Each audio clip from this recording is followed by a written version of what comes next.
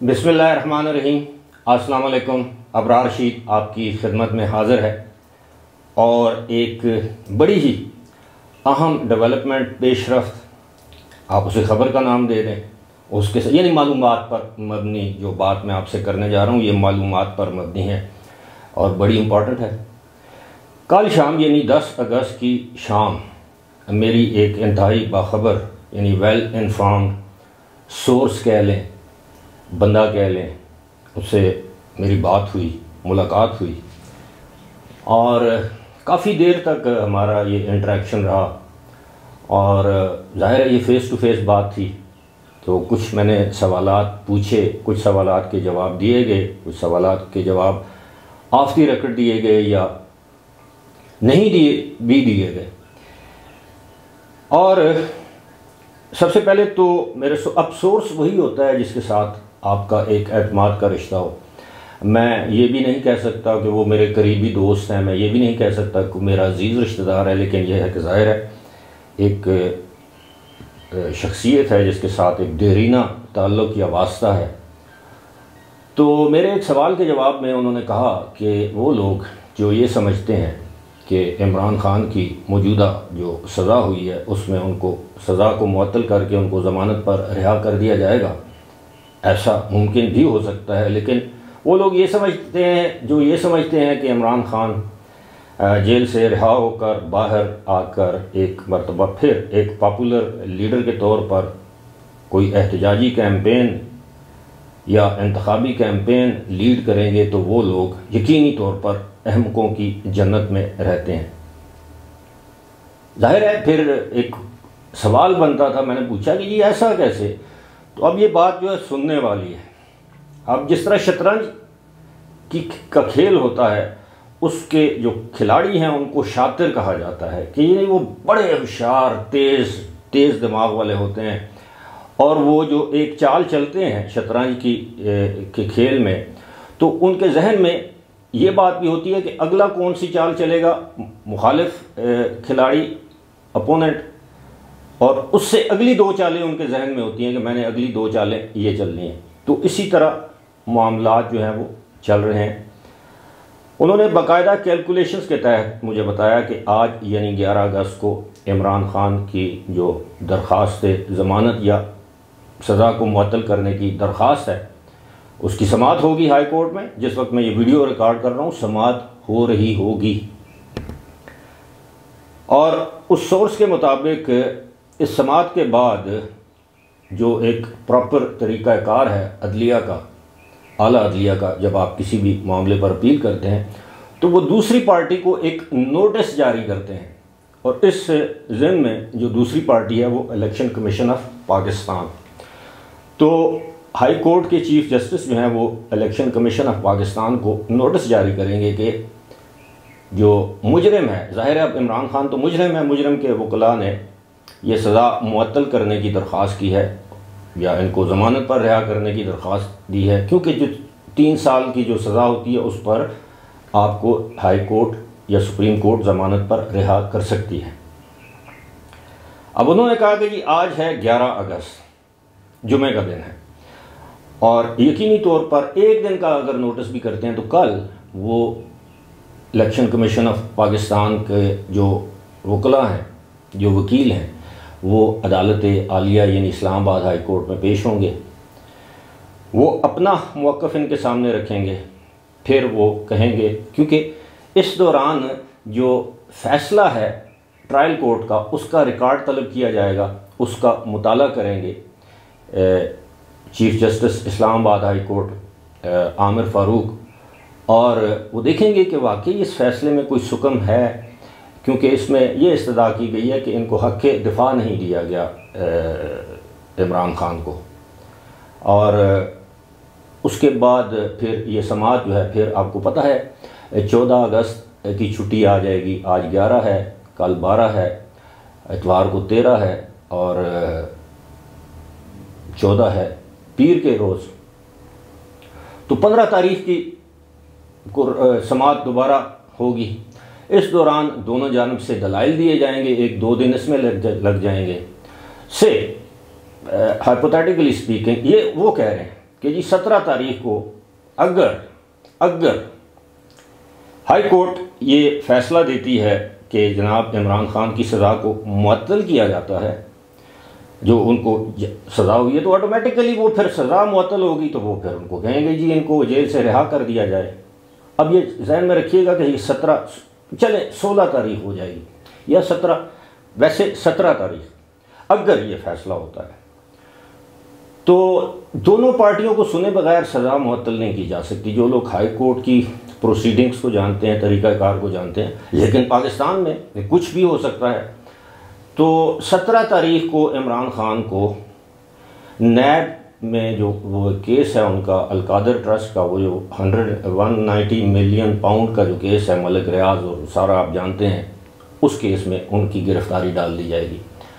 और आपको अच्छी तरह मालूम है कि हालिया दिनों में, यानी हाल ही में, नैब के कवानीन में एक तरमीम की गई है पार्लियामेंट्री एक्ट के तहत।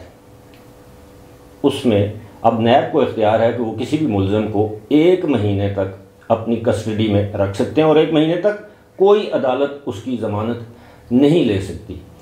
तो अब आप वहाँ से 17 अगस्त से 1 महीना लगाएं तो बात 17 अगस्त 31 का महीना है तो बात 16 सितंबर तक पहुँच जाती है। ऐसा ही है। अब 16 सितंबर वो दिन है जिस दिन chief justice of Pakistan Umar Ata Bandial, chief सहूलतकार जिन्हें आप कहें, chief facilitator of Imran Khan अगर कहें तो बेजाना होगा, उन्होंने रिटायर होना है।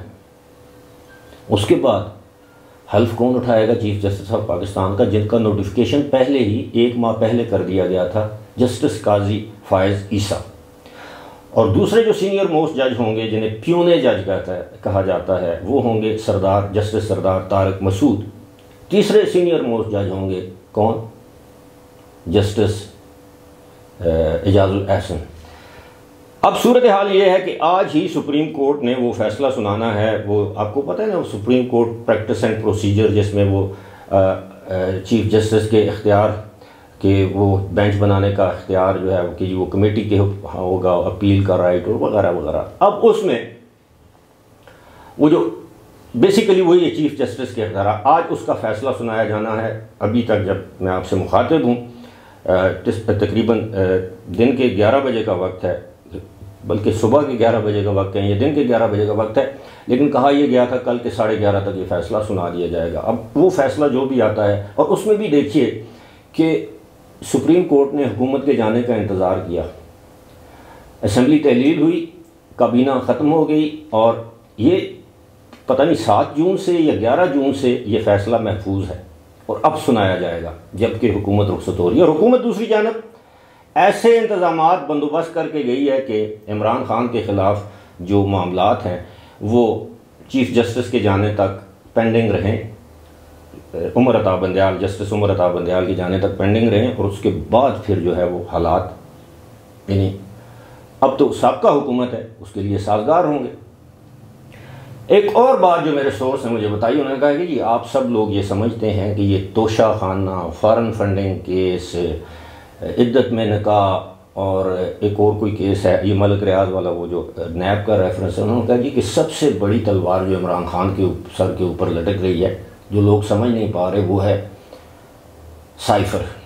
अब तो एक अमरीकी वेबसाइट ने, पाकिस्तानी रिपोर्टर्स ही हैं वो, उन्होंने उस पर वो साइफ़र का वो जिसे आप कह सकते हैं ट्रांसक्रिप्ट भी पब्लिश कर दिया। पता नहीं वो ऑथेंटिक है या नहीं, बहरहाल वो बहस छिड़ गई है कि जनाब अगर ये वही साइफ़र है जो इमरान खान ने कहा था कि मेरे पास था, मुझसे गुम हो गया है, तो ये ऑफिशियल सीक्रेट एक्ट के तहत इमरान खान के ख़िलाफ़ कार्रवाई हो सकती है। और याद रहे कि तकरीबन 2 हफ्ते पहले या 1.5 हफ्ता पहले ऑफिशियल सीक्रेट एक्ट में तरमीम की गई थी, वो जो उसमें सज़ाओं का जो तयन था उसमें इजाफ़ा किया गया था, ये आपको याद होगा। ये सारी जो मनसूबाबंदी कह दें, पेशबंदी कह दें, इसको आप जो भी नाम दें, ये सब कुछ इमरान खान स्पेसिफिक कानून साजी हुई है, वरना ऑफिशियल सीक्रेट एक्ट। अब ये तो हकीकत है कि एक शख्स जो कि मुल्क का वज़ीर आज़म हो, सदर हो, गवर्नर हो, या इवन वज़ीर आला या वफाकी वज़रा हो, वो आइन की पासदारी का हल्फ लेते हैं और ये कहते हैं कि मेरे पास इस दौरान ख़ास तौर पर वज़ीर आज़म के मेरी नज़र से जो चीज़ गुजरेगी वो मैं कभी किसी के साथ डिस्क्लोज़ नहीं करूँगा। वो मुल्क की सलामती से मुतल्लिक भी हो सकती है, मईशत के मुतल्लिक भी हो सकती है। किसी भी हवाले से जो भी ऑफिशियल डॉक्यूमेंट उसकी नज़र से गुजरेगा, उसने देख लिया, उसने पढ़ लिया, एक तो वो उसको अपने पास नहीं रख सकता और दूसरा वो किसी के साथ वो डिस्क्लोज नहीं कर सकता, इवन के वो वज़ीर आज़म के रुतबे या ओहदे पर कायम ना भी रहे अगर, तो फिर उसके बाद तो ऑफिशियल सीक्रेट एक्ट लगता है। आप जाहिर है जितने भी वज़राए आज़म रहे हैं उनके पास कितनी ही खुफिया मालूमात या दस्तावेज़ात रोज़ाना की बुनियाद पर आती होंगी। हमें तो, मेरे सोर्स ने तो कल मुझे ये भी बताया कि आप सोच नहीं सकते जी कि ये जो अमरीकी साइफ़र का जिक्र हो रहा है, इससे ज़्यादा सख्त ज़ुबान के जो साइफ़र्स हैं इमरान खान के ख़िलाफ़ सऊदी अरब की जानब से आए हैं, फ्रांस की जानब से आए हैं, यहाँ तक कि चीन जो हमारा, सऊदी अरब तो बरादर मुल्क हम उसे कहते हैं, समझते हैं, उनकी जानब से सख्त तरीन ज़बान में इमरान खान के ख़िलाफ़ जो है वो गुफ्तगू की गई, जिसका साइफ़र्स पाकिस्तान आए, चीन की तरफ से आए। और ये आज की बात नहीं है, हर दौर में ऐसा होता है। लेकिन आज दिन तक कभी आपने सुना है कि बेनज़ीर भुट्टो ने, नवाज़ शरीफ ने, यूसुफ रज़ा गिलानी ने, राजा परवेज़ अशरफ ने, शाहिद खाकान अब्बासी ने, मतलब जितने भी वज़राए आज़म हैं, किसी ने इस तरह की लूज टॉक की हो, इस तरह साइफ़र या ख़त लहराया हो, इस जर्नलिस्ट को दिखाया हो, ये देखो ये हुआ, अपनी काबीना को दिखाया हो, वो उसके मजाज नहीं थे। ये कुछ चीज़ें होती हैं वो आप अपने सीने से क्या लगा कर रखते हैं। क्या नवाज़ शरीफ के पास कोई राज नहीं होगा? आसिफ अली जरदारी के पास कोई राज नहीं होगा? शाहिद खाकान अब्बासी, यूसुफ रज़ा गिलानी, राजा परवेज़ अशरफ, इन लोगों के पास कोई राज नहीं होगा? यकीनी तौर पर होगा। नवाज़ शरीफ तो एक से ज़ायद मरतबा कह चुके हैं कि मेरे सीने में बड़े बड़े राज दफन हैं, लेकिन उन्होंने कभी इस तरह की बात नहीं की। हाँ, उन्होंने ये ज़रूर कहा है एक मरतबा कि जनाब देखें, मुझे बिल क्लिंटन ने फ़ोन किया कि 5 अरब डॉलर ले लो और एटमी धमाके ना करो। इसका वो क्रेडिट लेते हैं, और किया होगा बिल क्लिंटन, लेकिन ये मुल्क के मफाद में, अपने सियासी मफाद में उन्होंने बात की है। लेकिन उन्होंने ये नहीं कहा कि बिल क्लिंटन ने मुझे धमकी दी है कि अगर एटमी धमाके किए तो तुम्हारी ईंट से ईंट बजा देंगे। और ऐन मुमकिन है उन्होंने कहा हो, उस वक्त की अमरीकी इंतज़ामिया ने कहा हो कि अगर पाकिस्तान एटमी धमाके करेगा तो पाकिस्तान के ऊपर सैंक्शंस लगेंगी, पाबंदियाँ लगेंगी, जो कि लगी। प्रेस्लर अमेंडमेंट, पता नहीं कौन कौन सी, कैरी लूगर बिल, ब्ला ब्ला।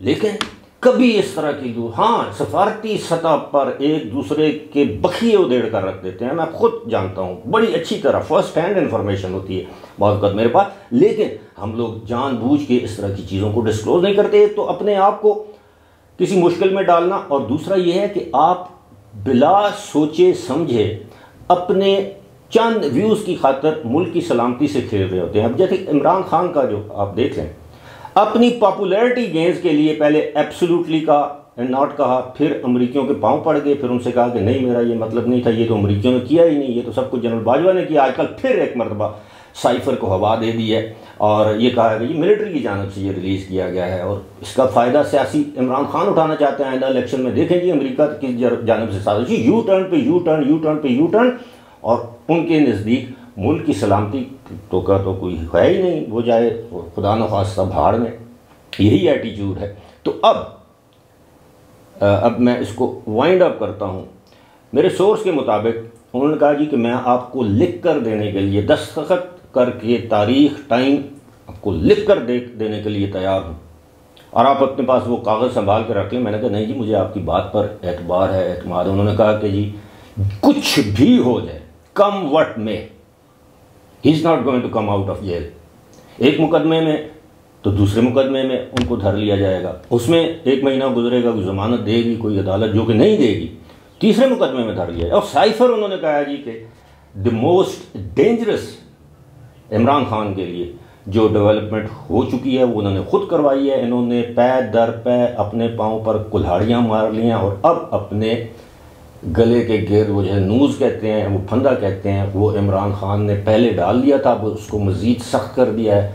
अब प्रोवर्बल इस्तारतन ये कह रहा हूँ कि अब नीचे से वो तख्ते का लीवर खींचना बाकी रह गया है। बहरहाल देखते हैं आने वाले दिनों में क्या होता है। फ़िलहाल मुझे दीजिए इजाज़त, खुदा हाफ़िज़।